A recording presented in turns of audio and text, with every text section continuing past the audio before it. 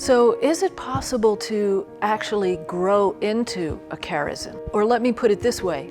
Some people think that because charisms and gifts of the Holy Spirit are freely given, that there's no way that we can practice them, there's no way that we can learn how to use them. But in fact, that's not the case. Grace builds on nature. That theological principle is so important. Sometimes we too stiffly segment the supernatural and the natural, and we come to see that there's a flow from one to the other. There's a certain analogy between the gifts of the Spirit and natural gifts. So, for example, think of basketball. How does somebody who's really gifted at basketball get that gift? They got that gift by playing basketball and by being coached by people who know how to play really well and practicing. And so likewise with the spiritual gifts, even though they're free gifts from God, the way that we receive them is by beginning to use them. So for example, how do you know that you have a gift of healing? Pray for people for healing.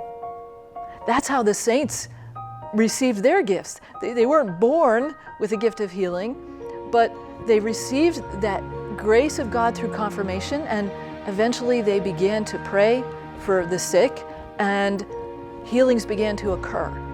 And the more they exercised their faith in that gift, using that gift, the more healings occurred. So charisms actually grow as we're practicing them.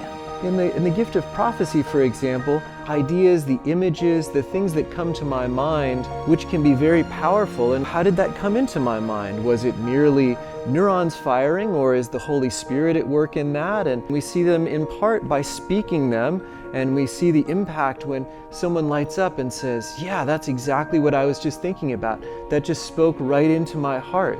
And we start to have some courage in recognizing when the Lord is speaking. And St. Ignatius gives us some factors to pay attention to, our hearts being uplifted and being filled with joy, tears, increase in faith and hope. These kinds of qualities are things we learn to pay attention to, but we learn to practice the gifts and we learn to make some distinctions, but it's always God working through our nature. It's God working through our humanity. He doesn't want to replace it.